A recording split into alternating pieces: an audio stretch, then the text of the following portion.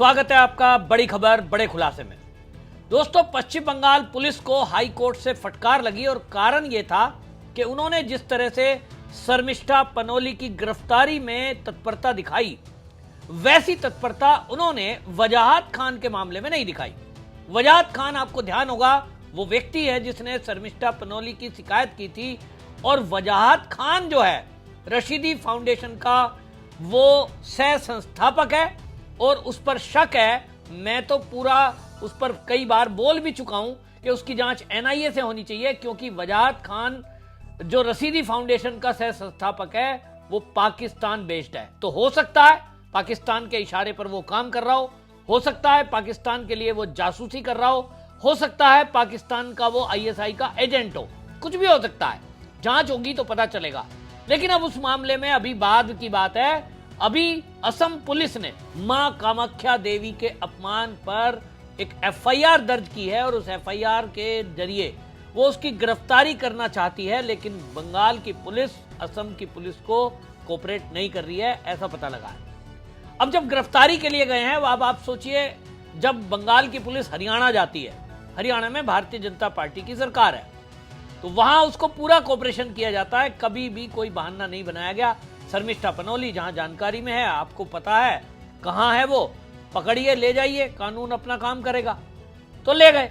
सब कह रहे थे बीजेपी को कुछ करना चाहिए था, लेकिन बीजेपी की जिन भी राज्यों में सरकार है, बीजेपी का कहना रहता है कि देखिए कोर्ट का आदेश है तो हम उसका सम्मान करते हैं, कानून में कोई भी रोड़ा नहीं करेंगे, जो भी है कोर्ट को तय करना है, जज साहब तय करेंगे। और आप देखिए कि हाई कोर्ट से उसको जमानत मिली है। भारतीय जनता पार्टी के नेताओं ने तब तक कुछ कोशिश की है, लेकिन कोई भी अड़ंगा नहीं अटकाया, ये तो बिल्कुल साफ है। दूसरी तरफ आप वजाहत खान के मामले में देखिए कि जिसने मां कामाख्या देवी के बारे में ऐसी टिप्पणी की है, हिंदू देवी देवताओं का अपमान किया, और वजाहत खान पर तो पता यह चला है कि उस पर अलग अलग मामलों में 7 एफआईआर पहले से दर्ज हैं। ऐसा एक व्यक्ति, और उसके बाद आप देखिए कि एफआईआर कराता है। एफआईआर दर्ज होने के बाद शर्मिष्ठा पनोली को लगातार जान से मारने की धमकी दी जाती है, जो अपने आप में एक अपराध है। शर्मिष्ठा पनोली के पिता की तरफ से एक एप्लीकेशन दी जाती है, थाने में कंप्लेंट की जाती है, लेकिन उस पर कोई एक्शन नहीं हुआ। हाई कोर्ट को टिप्पणी करनी पड़ी कि शर्मिष्ठा पनोली ने जो एप्लीकेशन दी है उसको जान से मारने की धमकियां मिल रही हैं, उसको सुरक्षा दी जाए। इस पर आपको बताएं, शर्मिष्ठा पनोली के वकील ने भी जिरह के दौरान भी कहा है और मीडिया में कहा कि शर्मिष्ठा पनोली एक स्टूडेंट है, एक बच्ची है, और उसको नहीं पता कि उर्दू के अरबी के शब्दों का मतलब क्या है, उसे नहीं पता कि नबी क्या होता है, उसे नहीं पता कि उसमें जो वो बाकी शब्द बोल रही है उसका क्या अर्थ है, क्योंकि वो इस्लाम के मानने वाली नहीं है, वो मुस्लिम नहीं है, वो उर्दू नहीं समझती है।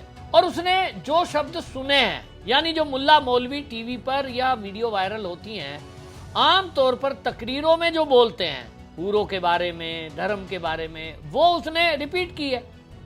और वो उसको पता नहीं था कि किसी की भावना आहत होगी। जैसे ही पता लगा उसने माफी मांग ली। अब आप देखिए कि एक तरफ शर्मिष्ठा पनोली है जिसने माफी मांगी, पोस्ट डिलीट की, और उसको उसके बावजूद भी जेल भेज दिया गया।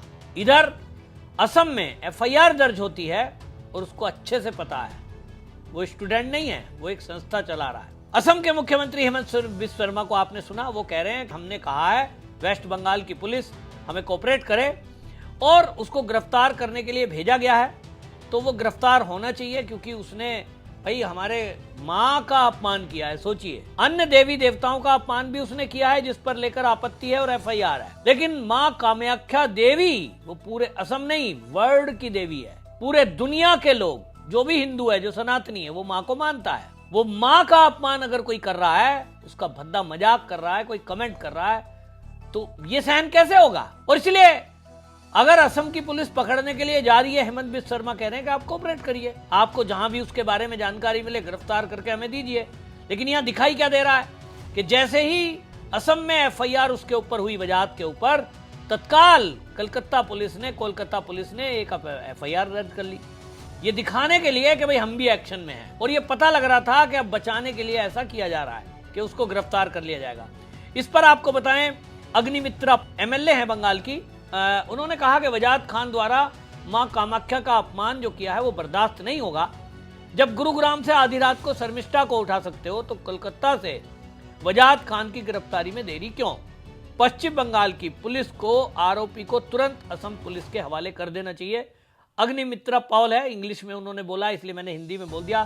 सुनिए उन्होंने क्या कहा है। Yes, I have filed an FIR against Wajahat Khan Qadri Rashidi, the person who had complained against Sharmishta Paloni. So I believe that Dr. B.R. Ambedkarji's constitution is applicable in West Bengal, and there should be equal rights and rule for every community. It shouldn't be that for Hindus there'll be a rule and for Muslims there'll be a separate rule. So where Sharmishta Paloni has used offensive language against the Muslims and she has been arrested by Mamata Banerjee, Chief Minister, Police Minister's police, I believe this person who had complained against Sharmishta, Wajahat Khan, he had posted abusive post against Ma Kamakya, our goddess, against Lord Krishna and many other posts. So if a Muslim is insulting my God and goddess, the same action needs to be taken for Wajahat Khan.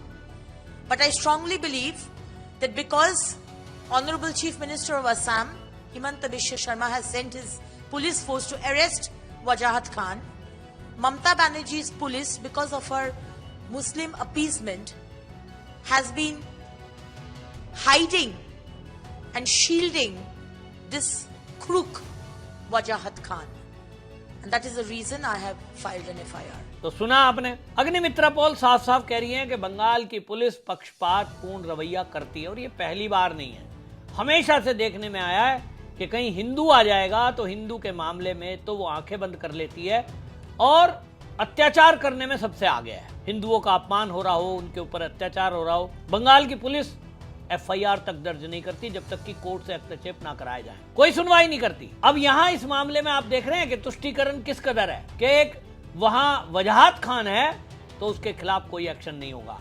मैं तो एक बात कहता हूं, मैं बार बार कह रहा हूं, आप इस वीडियो को अगर शेयर करें और मोदी को टैग करें, आप में से किसी का परिचित भारतीय जनता पार्टी के कोई बड़े लीडर हों तो उन तक ये वीडियो भेजिए और मांग करिए, एक अभियान चलाइए, हैशटैग चलाइए। मैं तो कहता हूं कि जो ये वजाहत खान है, रशीदी फाउंडेशन जब पाकिस्तान से संबंधित है तो इस मामले में NIA के खिलाफ, NIA इसके खिलाफ एक जांच करे, इसके खिलाफ FIR दर्ज करे और इसकी गिरफ्तारी NIA को करनी चाहिए, क्योंकि ये कई मामले बंगाल में देखने में आया कि इस तरह की NGO चलाने वाले लोग जो बांग्लादेश से और जो म्यांमार से रोहिंग्या आए उनको भी फैसिलिटेट करने की बात, उनको बसाना, उनको फंडिंग करना, उनके लिए फर्जी दस्तावेज बनाना और अगर कोर्ट कचहरी का मामला फंस जाए तो उनको न्यायपालिका में मदद दिलाना, ये तक ये संस्थाएं NGO करती हैं। तो क्या रशीदी फाउंडेशन भी इसी तरह का कोई काम कर रही थी? ये जांच के बाद पता चलेगा। जांच NIA करे तभी पता लगेगा। कोलकाता की पुलिस उसके हद में नहीं है और असम की पुलिस भी असम के मैटर को देख सकती है। ये देश से जुड़ा हुआ मामला है, देश की सुरक्षा से जुड़ा हुआ मामला है और इसलिए ये मामला केवल मां कामाख्या देवी का अपमान करने तक का नहीं है। ये हो सकता है, मेरी आशंका है, मैं श्योर नहीं हूं, मेरे पास कोई सबूत नहीं है, लेकिन आशंका है क्योंकि बंगाल के लोग कह रहे हैं कि इसका जो चाल चलन है वजाहत खान का, पिछले काफी दिनों से अचानक से इसके पास मोटा पैसा आया है। एक आम आदमी जो छोटी सी जिंदगी जीता था 10x10 के कमरे में, अचानक से कोठी आ गई, बंगला आ गया, कार आ गई, बैंक बैलेंस आ गया, तो कहां से आया?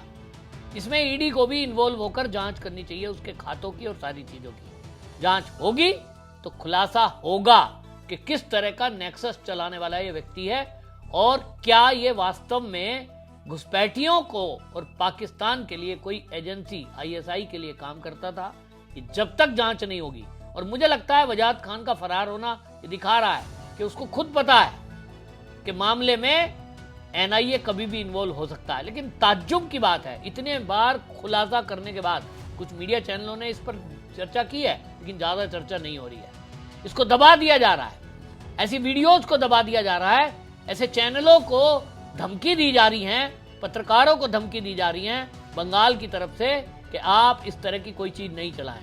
तो फिर राष्ट्रवादी और सनातनियों का यह फर्ज बनता है कि यदि मैं आप तक कोई वीडियो बनाकर भेज रहा हूं अपनी जान को जोखिम में डालकर, तो आपका फर्ज है कि उसको कम से कम ज्यादा सनातनियों तक पहुंचाएं, क्योंकि ये जो जनता की पावर है आज सोशल मीडिया के जमाने में, इसके सामने सरकारें भी झुकती हैं। हालांकि हमारे देश की स्थिति आज युद्ध जैसी हो रही है, पाकिस्तान वाले मैटर में हमारी इंटेलिजेंस एजेंसियां लगी हुई हैं, लेकिन ऐसे जासूस देश के अंदर जो बैठे हैं उनका भी पता लगाना जरूरी है। वजाहत खान भी अगर उनमें से एक हुआ तो ये हमारे लिए, सबके लिए खतरे की घंटी है। ऐसे लोगों को जेल की सलाखों तक पहुंचाना हर राष्ट्रवादी का काम भी है। कैसे जाएगा? वो तभी जाएगा कि आप इस मुद्दे को बनाएं, हैशटैग चलाएं, आगे आगे इसको भेजें वीडियो को। और आप अगर एक्स पर एक्टिव हैं, मेल करिए, मोदी को करिए, एनआईए को करिए, अमित शाह को करिए, ताकि इस वजाहत खान की गिरफ्तारी एनआईए करे। आपकी इस पर क्या राय है? कमेंट में जरूर लिखिए, वीडियो को शेयर करिए। वंदे मातरम।